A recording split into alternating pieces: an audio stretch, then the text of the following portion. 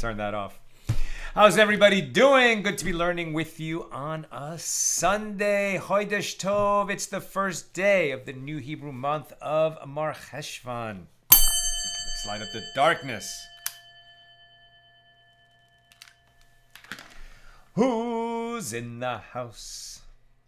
Sharon in New Jersey, Nancy, North Carolina, Melissa in Great Neck, Leona, Sue in Illinois, Lucy in Minnesota, Shandor in the Bronx, Bella in Florida, Sherry in Ohio, Mike and Sherry in Ohio, Bill in mid-Missouri, David in Indiana, Joe in the Inland Empire, Paul in Minneapolis, Tracy says hello, Marjorie says shalom. Welcome, everybody. We're going to read some material tonight on our page of Talmud that could not be more appropriate. What happens when the Jews, when the children of Israel walk in God's ways? And what happens when they don't? And that's what it's about tonight. That when you stipulate a condition, you have to say, if somebody does such and such, then such and such will happen. And if they don't do such and such, then what will happen? And the doubling of the conditions and how we learn that that's necessary to create a legally binding condition. Very interesting second half of our discussion tonight.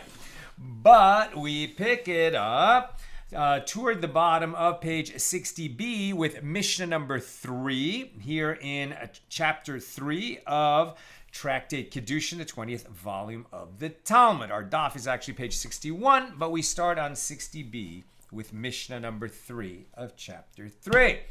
With regard to one who says to a woman, you are hereby betrothed to me on the condition that I possess tillable land, right? Land that you can farm. Tillable land of a base core of earth, a base core. In other words, enough land to produce a base core is a volume of produce, right? So you have enough land to produce a certain number of bushels of wheat, for example. So he says to the woman, you are hereby betrothed to me on the condition that I possess tillable land of a base core of earth. And it's funny, like he's saying that you'll be betrothed to me on the condition that I possess this. Okay, well, he knows what he possesses, so this is actually her condition, right? She's saying, are you sure that you can support us if we get married? You know, perhaps her family told her, ask, can this guy support you if you get married? He says, oh yeah, I have farmland. How much do you have? I have a base core. Okay, then we can get married. So he says, I understand. You will be betrothed to me on the condition that I have land that can produce a base core, right? This is a base core of earth.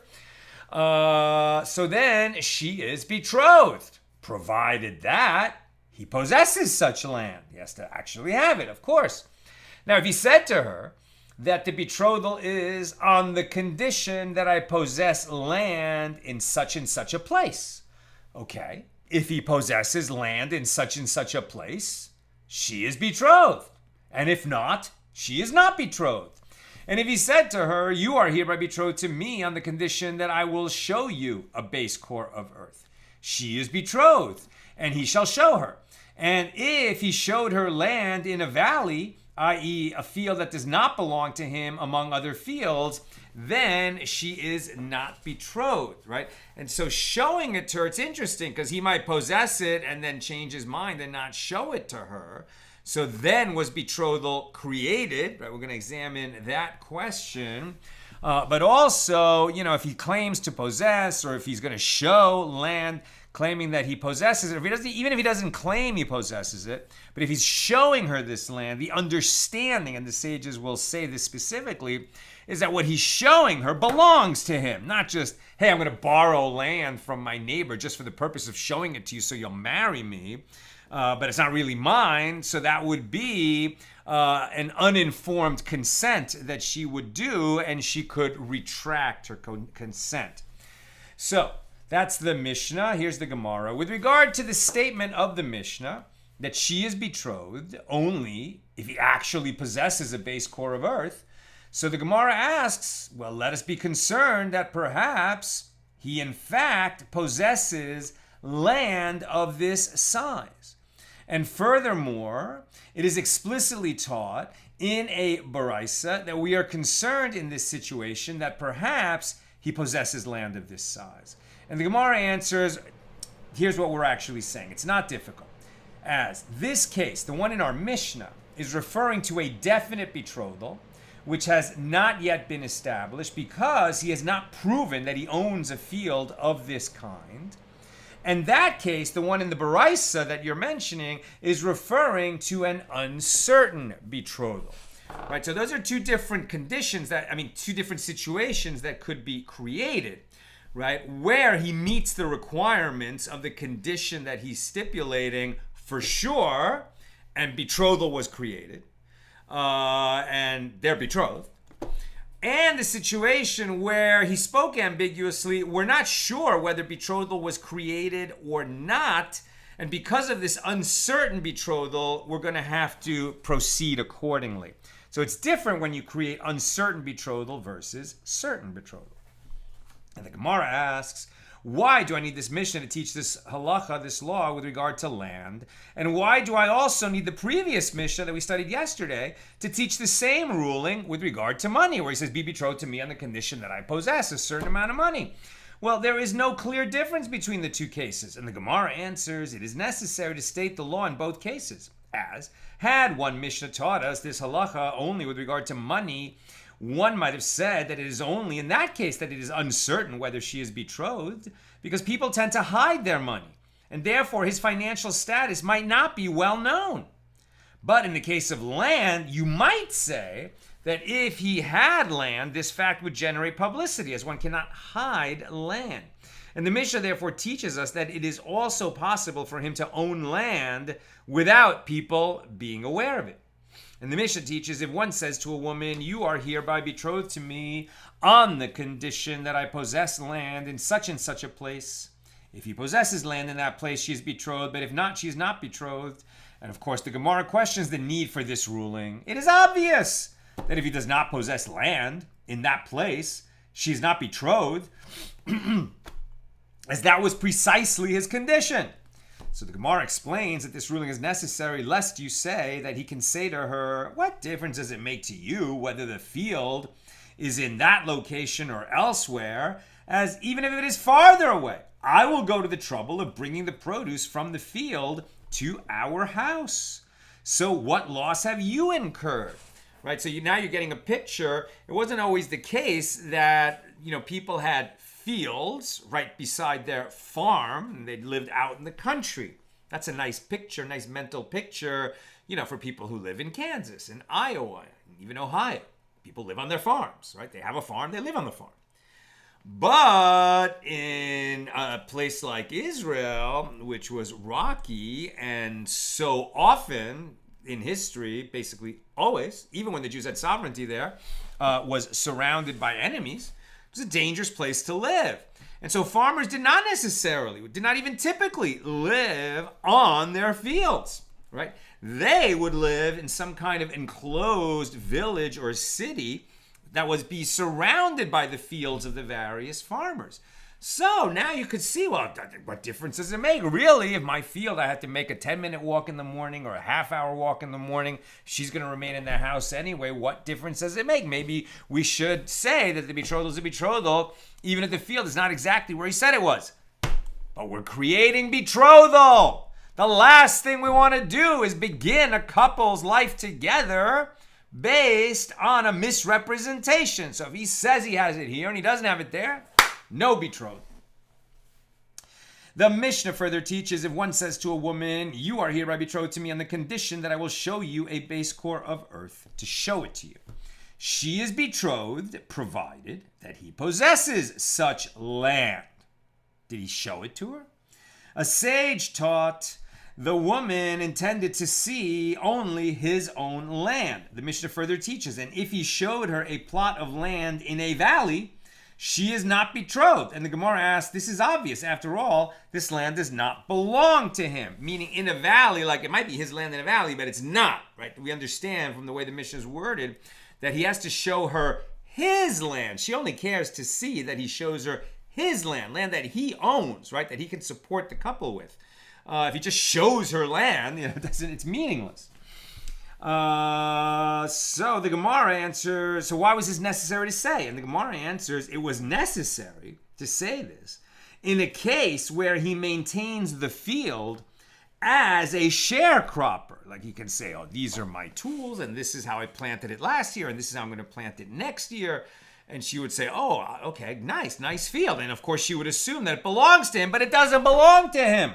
All he has a right is to farm it and then share in the produce from that field in exchange for the work that he does. But that's a very different economic circumstance than being the owner of the field. And our modern minds might once again be saying, oh, but isn't love what matters? Why should she be so particular and he has to prove himself that he has a certain amount of money and is able to support them? I mean, if they love each other, love will find a way. That's a beautiful thought. Maybe it's a valid thought. Maybe love is all you need. But in the ancient world, society just did not run that way, right? And when people got into marriage, it was very much an expectation. And remember, right, society did not have the safety nets that it has today. Even today, a lot of people can fall through the holes in this so-called safety net and really suffer. But modern society has a lot more of that kind of thing than ancient world had. So when you married your daughter off to somebody, when you married your son off to somebody, you wanted to make sure that you understood what kind of a family your family was joining itself to. The Mishna further teaches, if one says to a woman, you are hereby, I just did that. The Gemara comments, with regard to consecrated property, we learned in a Mishna, Arachin 25a, and now we're actually on page 61a, which is a short page. With regard to one who consecrates his field during the time of the Jubilee year, i.e. in an era when the laws of the Jubilee year are observed. Interesting that the Jubilee year, which came every 50 years in the calendar, at which time all purchases and sales of land in the Holy Land would revert to their ancestral portion. So when you were selling someone a field, you weren't really selling them the field. You were selling them the number of years that person could possess the land and have the rights to its produce, the number of years remaining until the next Jubilee year would come, right, every 50 years. So the number of years remaining until the next Jubilee, at which point that field would revert, okay? Now that law, which is, the Jews living according to the Torah, but the spiritual level of the people, started dropping quite quickly, and we didn't even make it to the end of the first temple period before the Jubilee year was no longer in force. See, while the Jubilee year was being enforced, you're only selling a certain number of years of the land, and the land would be valuated if, for example, you consecrated it and gave it to the temple. It would be valuated at a fixed value determined by the Torah. After the Jubilee year was no longer observed in this way, towards the end of the first temple period and even during the second temple period, so people could still consecrate their land, but it would be evaluated, right? It would be appraised at its actual value if it was being bought and sold on the market, not according to this fixed formula determined by the Torah. Right. So with regard to one who consecrates his field during the time when the Jubilee year is being observed, when the laws of the Jubilee year are being observed, if he wishes to redeem it from the temple treasury, consecrated, now he wants to buy it back, so he's going to give the amount of money that he pledged when he gave the field. He's going to buy the field back for himself and give that much money to the temple treasury, right? This is a free will offering that he made. So if he wishes to redeem it from the temple treasury, he gives this fixed amount, 50 silver shekels for an area that yields a chomer, i.e. a core of barley seed. So if the field had crevices, i.e. deep fissures in its surface, that were 10 handbreadths deep, or boulders that were 10 handbreadths high, they are not measured with it, because you can't farm that land. i.e., in the calculation of the land that requires redemption, if the crevices or boulders are less than that size, then they are measured with it because they don't really make it impossible to farm that portion of the land. And we discussed the following problem. Granted that these areas are not consecrated together with the field, as they are 10 handbreadths higher or lower than the rest of the land, but let the crevices and boulders be consecrated by themselves, so that they should require their own redemption of 50 shekels per base core. And if you would say that as long as an area does not amount to a base core, it is not important, the Gemara raised a contradiction against this claim from a baraisa.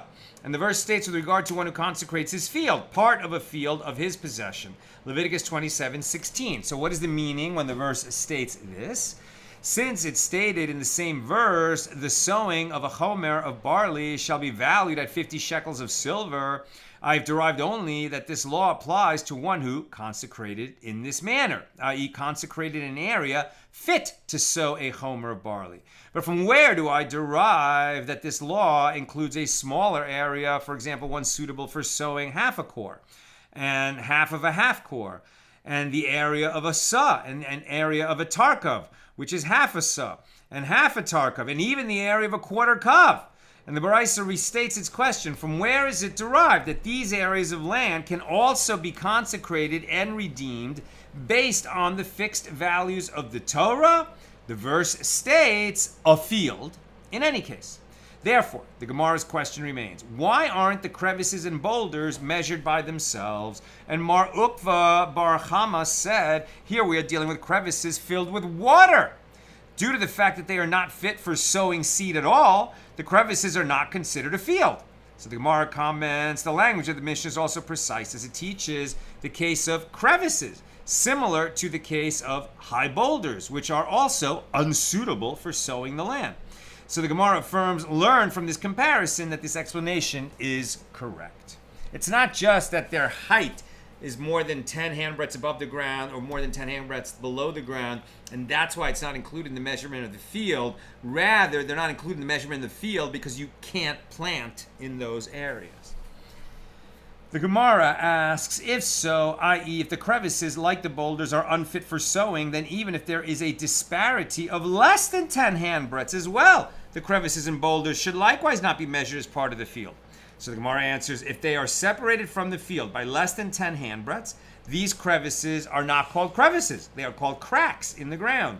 And similarly, boulders less than 10 handbreadths high are called the spine of the ground. They are considered regular features of fields, which typically have a few pits and mounds. There's no field that's perfectly level. It's only when it's beyond 10 handbreadths high or deep that we encounter something that's too difficult to bring into the farming aspect of the field. With regard to a sale of a field, we learned in a Mishna in Bava Basra 102b, our next tractate. In the case of one who says to another, I am selling you a base core of earth, if there were crevices 10 handbreadths deep or boulders 10 handbreadths high in the field, they are not measured with it. If the crevices or boulders are less than that, they are measured with it. So that's squares. Not, what we can use for betrothal in terms of measuring to be included in this base core that the prospective husband claims he has, seems to be the same analysis we would make when somebody is selling or buying a field, whether we include these crevices or boulders in the purchase and sale. And Mar Ukva Bar Chama says,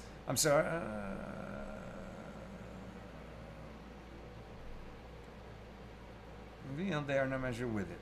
They are not measured with it. If the crevices or boulders were less than that, they are measured with it, right? So it's the same analysis. And Mar Ukva Bar Chama says, even if these crevices are not filled with water, nevertheless, they are not included. That's what we would expect. And the Gemara asks, what is the reason for this difference between the two rulings of Mar Ukva Bar Chama? Why, in the case of a sale of a field, the crevices are not considered part of a field, even if they are not filled with water? And Rav Papa says, because a person who buys a field does not want to give his money for one field, and yet it appears to him like 2 or 3 places. When purchasing a parcel of land, it is important to the purchaser that the land be one contiguous unit, so as to enable farming it without difficulty. Therefore, these areas of 10 handbreadths are not measured as part of the field, regardless of whether or not they are filled with water. Having discussed the laws of a field with regard to consecration and sales, the Gemara asks, what is the law here with regard to measuring a field to see if it fulfills the condition stipulated by one who betroths a woman? If it contains large crevices that are not filled with water, do we count it when he says, be betrothed to me on condition that I own a base core of land? So do we include these crevices and boulders or not? Do we compare it to the law of consecrated property and include these places? Or do we compare it to the halacha of a sale, which means they are not included, unless they're filled with water, perhaps? And the Gemara answered, they're not included in a purchase and sale, but they are included in consecration, it sounds like, unless they're filled with water, right? And the Gemara answers, it stands to reason that we compare it to the case of consecrated property, as the husband can say to her, I will go to the trouble of sowing and bringing the produce from the lower or higher areas as well. Although the labor requires additional effort, he does possess a base core of land, so we're going to be lenient and allow the betrothal to go forward. He's doing the best he can. And that concludes our discussion of Mishnah number 3. Here's Mishnah number 4.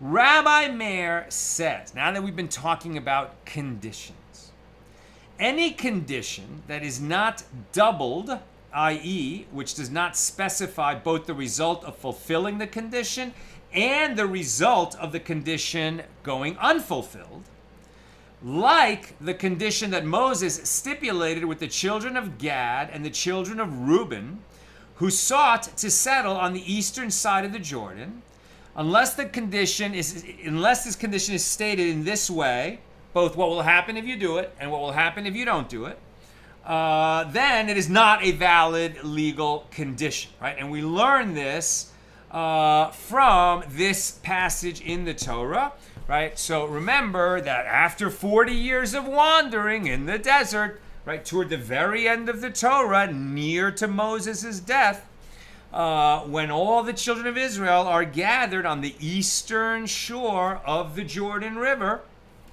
about to enter the promised land, and Moses is not going to be allowed to go with them. It's going to be Joshua who's going to lead them in, and they're going to go in and have a war, right? The wars of conquest, where they're going to drive out the 7 Canaanite nations who lived there before. And we talked about this yesterday because we talked about this on Shabbos yesterday. Right, the first Torah portion, the very first Rashi commentary on the Torah is, why does God include an account of the creation of the universe in the law book of the Jews? This is to say that God created the world, God gave the Torah to the Jewish people, God gave the Torah to the world via the Jewish people, who were entrusted to do a few things. Number one, to learn it and to teach it, right? Because the 7 mitzvahs that obligate all humans, right? The 7 Noahide commandments that all humans are obligated in. Okay, well, how are people going to know that unless the Jews teach that knowledge in, platforms like this? And the Jews would be obligated to live by the Torah. So if they would do all these things, then one thing that was, promised to them at that time was that those 7 Canaanite nations would be driven out. And if the surrounding nations question, who are you Jews to say that you could take this land from the 7 Canaanite nations who were living there? The deed is the Bible, right? Where God created the world and God therefore can do anything he wants with the world. And God took that land away from the child sacrificing, barbaric, idolatrous nations who were there before and gave it to the Jews. And then made a covenant with the Jews that if you will live by the laws that I am giving you, you can be here. And if you don't, you're going to lose it. And that's what eventually happened after 1,200 years in the land. The Jews lost their right to live there.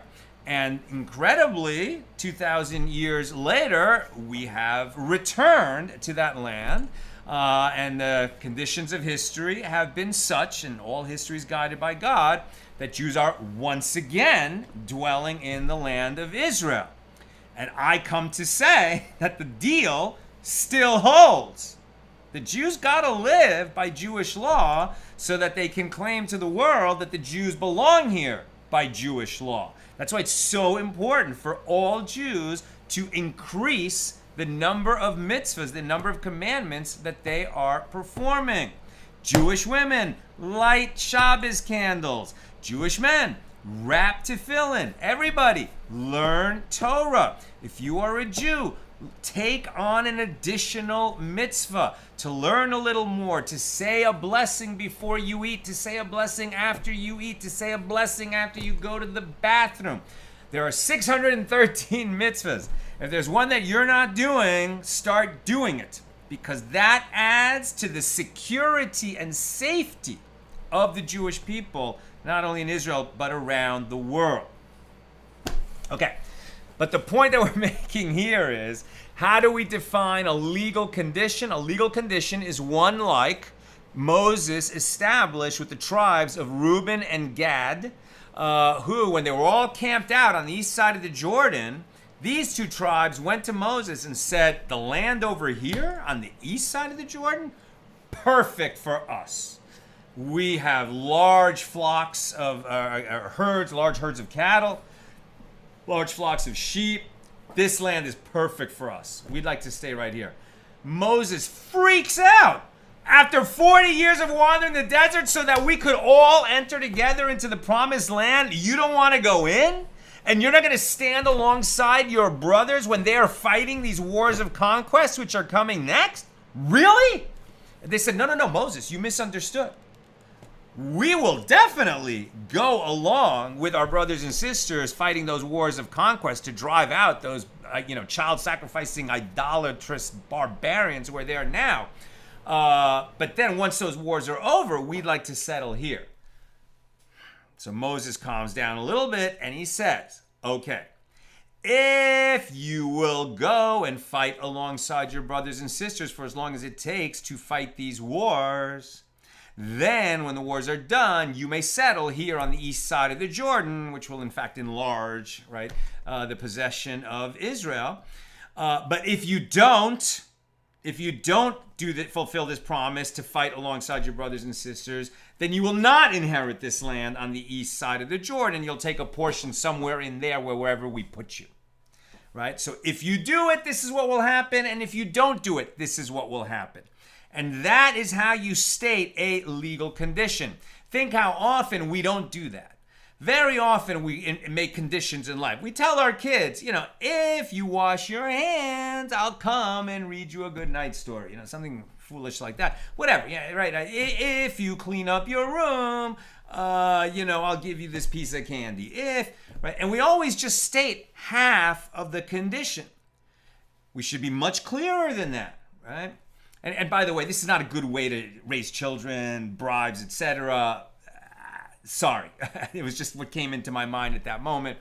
But nevertheless, if you say to someone, right, if you pay me $10, I will let you park your car in my driveway, which is down the street from Dodger Stadium. But if you don't pay me $10, then you may not park your car here. You actually need to say both of those things. I don't live near Dodger Stadium. The people who do live near Dodger Stadium let people park their cars there for much more than $10.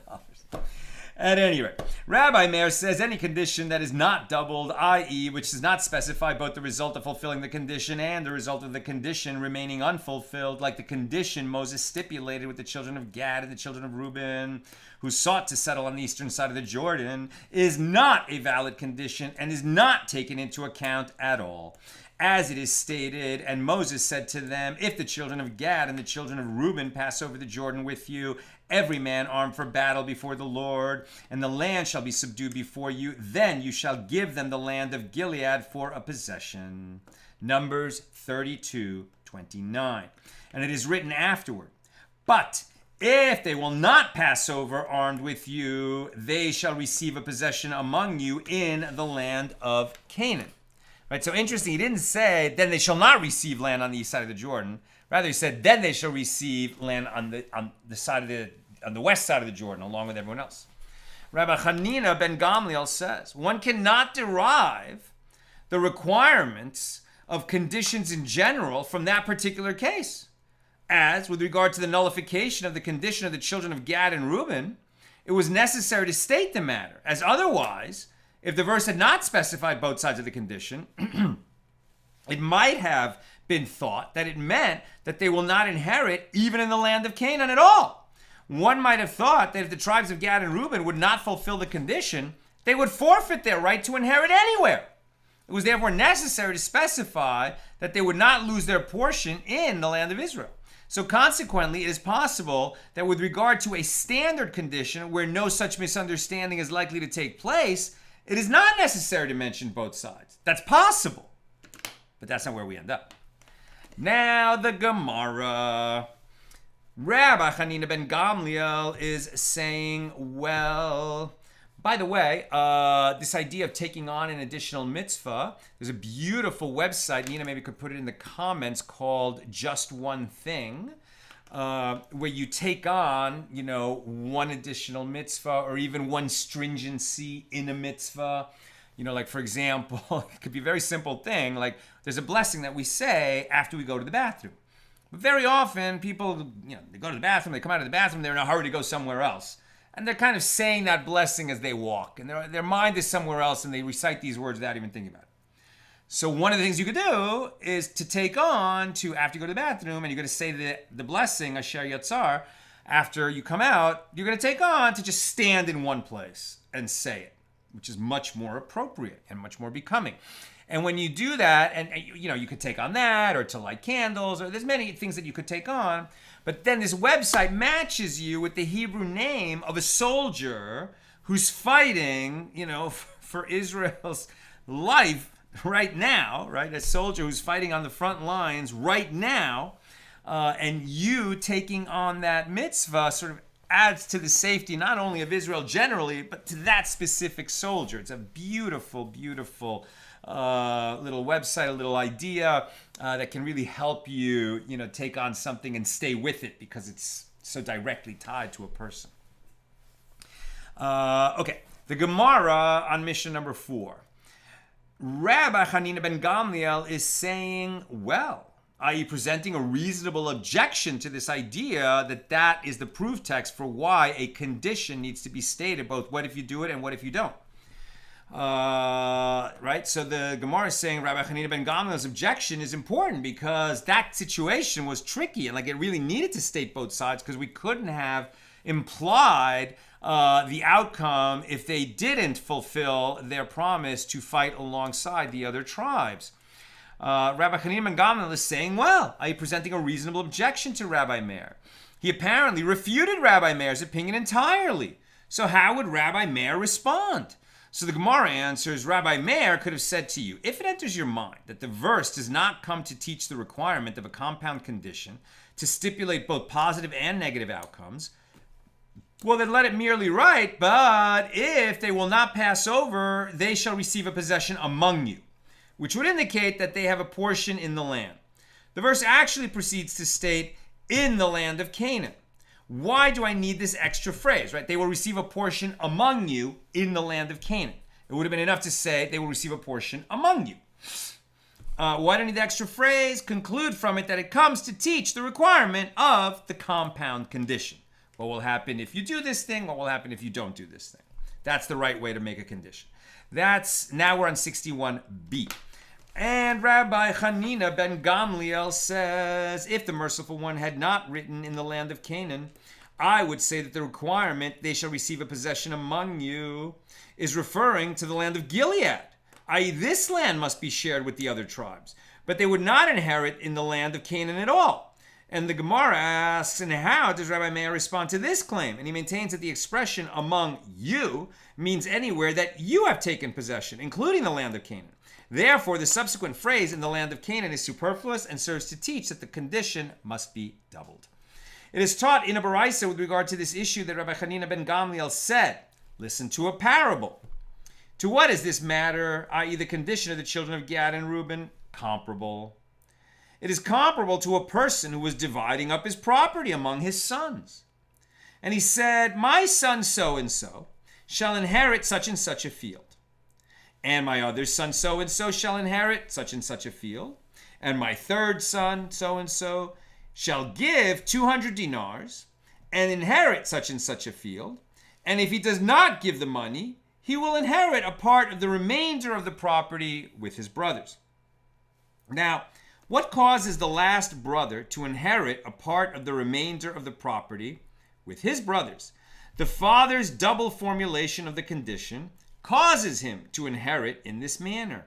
It was therefore necessary for the father to state both sides and explain what will happen if the third brother fails to give the money. Had the father not repeated the condition, upon failing to give the 200 dinars, the son would not have received any portion of the property. So the Gemara asks, but the parable is not similar to the Mishnah. As there, the Mishnah teaches, it might have been thought, it meant that if they do not fulfill the condition, they will not inherit even in the land of Canaan, and certainly not in the land of Gilead. And this apparently indicates that the double formulation is also effective for them to inherit the land of Gilead with the other tribes. Otherwise, the children of Gad and Ruben would not receive any part of the Gilead either. And yet here the Baraisa teaches what causes the last brother to inherit a part of the remainder of the property with his brothers. The father's double formulation causes him. And this apparently indicates that the double formulation is effective for the rest of the property, whereas he would have received that portion of the field linked to the condition in any case. So according to this reasoning, the children of Gad and Reuben would have been granted a portion in the land of Gilead, even without the double formulation. So the Gemara answers, La Kasha, this is not difficult. As this case, referring to Rabbi Hanina ben Gamliel's ruling in the Mishnah, was stated before Rabbi Meir said to him that the verse could simply have stated, they shall receive a possession among you. Didn't have to say, in the land of Canaan. At that stage, Rabbi Hanina ben Gamliel maintained that if the two tribes did not fulfill the condition, they would not inherit even in the land of Gilead, as indicated by his use of the term even in the Mishnah. Whereas that case, referring to the parable in the Baraisa, that was taught after Rabbi Meir said to Rabbi Hanina ben Gamliel that when the phrase, they shall receive a possession, appears by itself, it is referring to the land of Canaan. As stated previously, Rabbi Hanina ben Gamliel responded by explaining that had the verse not stated in the land of Canaan, one would have said that the requirement, they shall receive a possession among you, is referring to the land of Gilead, and they would not inherit in the land of Canaan. In other words, even without the compound condition, they would have received a portion in Gilead, which is similar to the parable. The Gemara proceeds to analyze these two opinions a little bit differently. Granted, according to the opinion of Rabbi Meir, who requires a compound condition, this is the reason that it is written, also from last week's Torah portion, with regard to Cain and Abel. What happened? Cain came up with the idea of giving God a gift. He thought of that. He was a farmer, and he gave God a gift from the fruit of the land that he had farmed. His brother Abel, who was a shepherd, said, great idea. Let's give a gift to God. I will bring from my flock. What did Abel do? He chose the choicest animal of the flock and gave that to God as a sacrifice to God. And God accepted the gift of Abel, and he did not turn toward the gift of Cain. And now Cain throws the first hissy fit in history.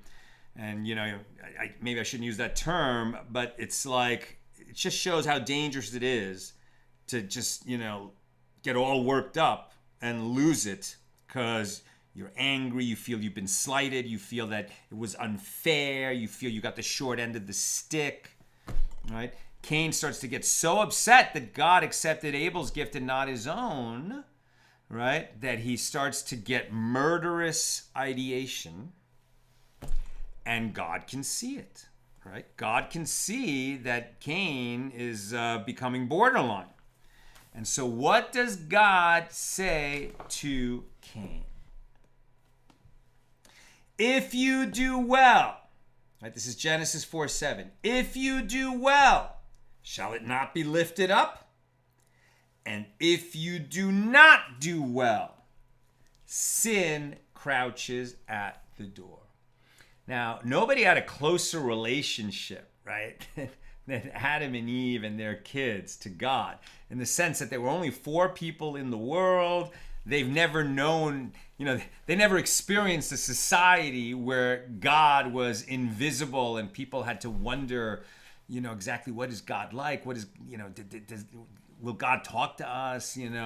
It's like it requires emunah, it requires faith to know that God made the world and runs the world. They lived in a world where, they had a relationship with God and God spoke to them. And nevertheless, God has to say, I've created you with free will. And I'm not going to run the world in such a way that I'm going to, make you behave the way that I want you to behave, like you're a puppet. You're going to be free to make your own decisions, right? And so this is the first time God is giving this lecture in human history, and sadly, the humans fail the test, right? And this actually was the biggest genocide in human history.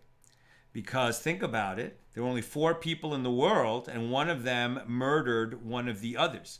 So in this crime, in this little war, 25% of the world population perished. But before that happened, God says, if you do well, shall it not be lifted up? And if you do not do well, sin crouches at the door. Once you get onto that path, right? If you do well, will it not be lifted up? Means, eventually. Doesn't mean you're going to get a reward right away, right? If you do well, the doing good is its own reward that eventually pays off. If nothing else, the sense of knowing you're doing the right thing. If you start to go off the rails and become a slave to your own emotions, God could have said, if you do well, will it not be lifted up? Will it not be lifted up? And if you do not do well, I guess it won't be lifted up, right? Or God could say, and if you do not do well, it won't be lifted up. What God says is, if you do not do well, sin crouches at the door. And then God adds, right? Sin will long for you. Sin will seek you. I forget the exact words. I don't think they listed right here. Right? What is it? Sin crouches at the door. It's a few other words. I can't remember right now. And then the important, you may overcome it. You can overcome, right? You can overcome it. Sin is something that will always be a pull for you, right? Your evil inclination will always try to lead you to sin. But I have also given you the power to overcome it. You are no slave to sin. You can overcome it. The problem is that once you give in to sin, you start to normalize it, and then the ability to break away from sin becomes increasingly harder and harder and harder and harder and harder. That's why it's an incredible achievement.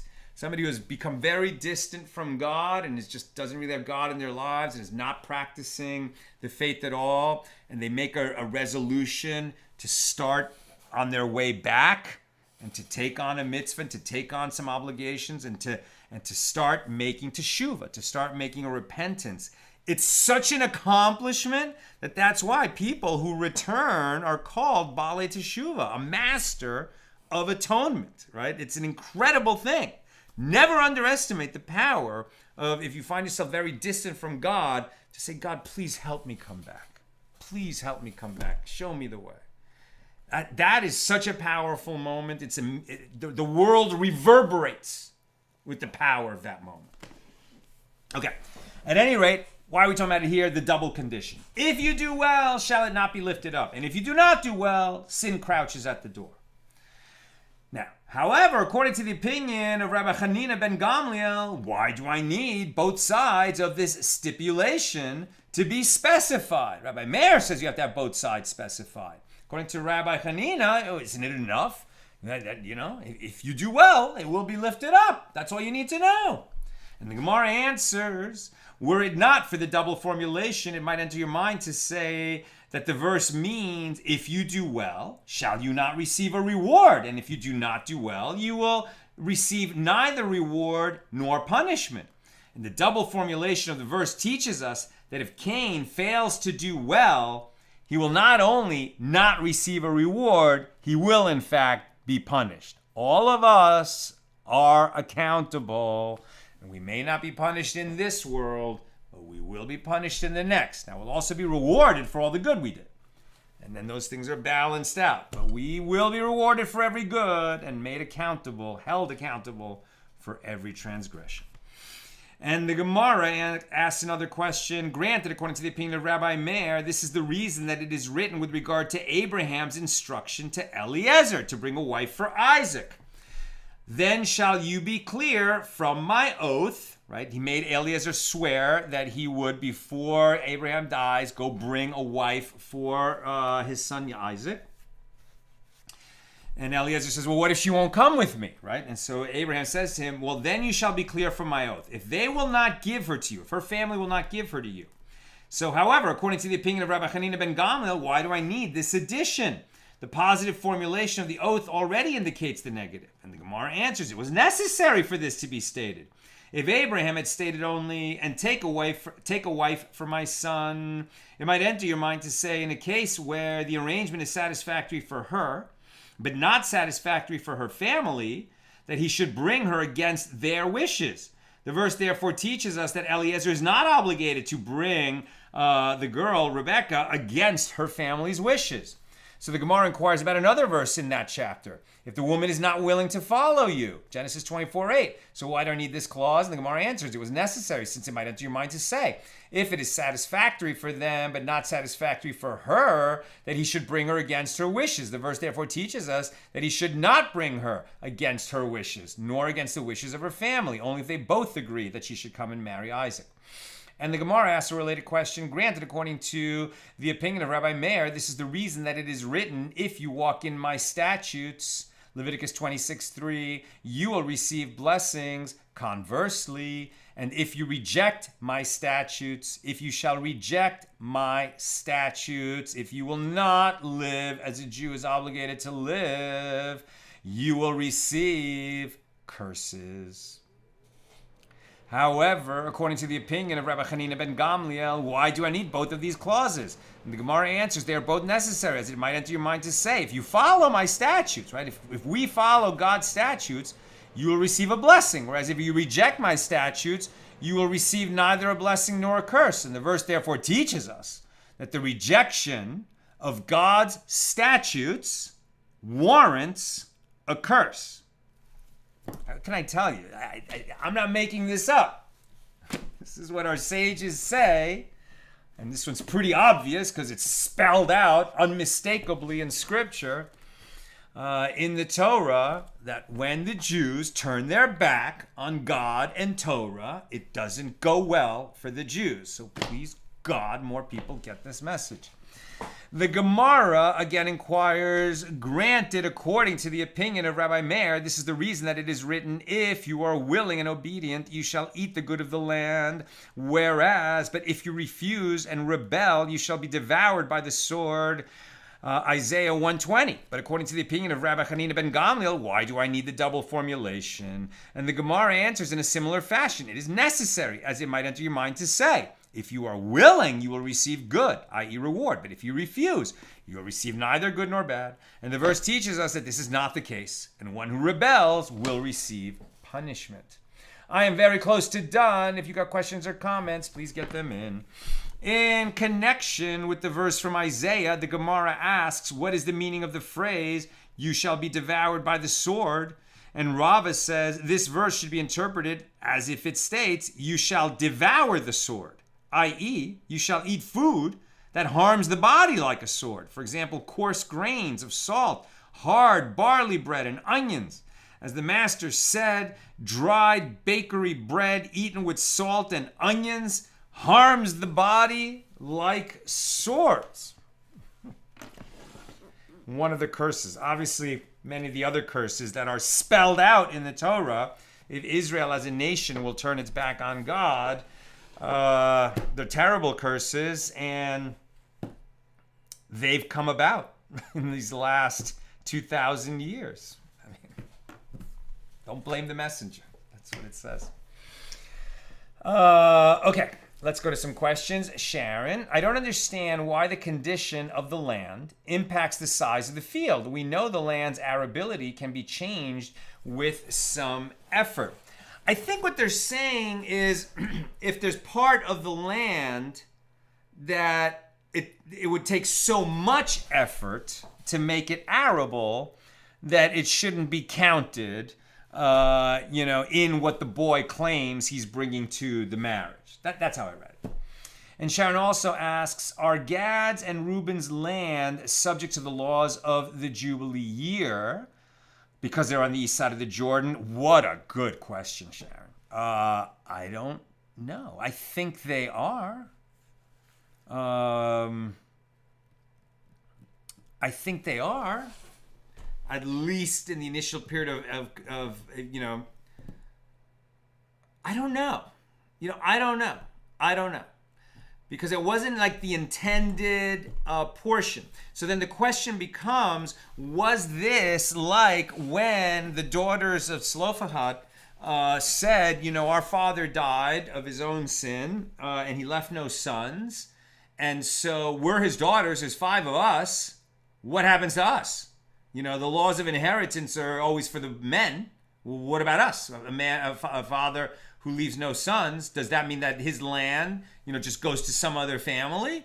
And Moses said, I don't know. Let me check with God. And God said, the daughters of Zelophehad have asked correctly, right? And it was like, the Torah was, amended in that moment, like an extra law was added, not the way it was originally stated because they asked that question.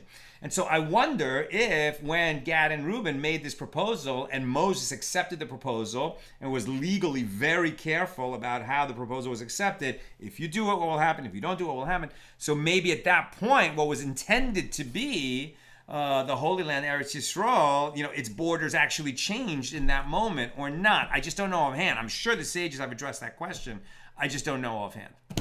That's what I've got for us today. And with God's help, we'll be together again tomorrow at the regular time, 6 p.m. Pacific, for page 62.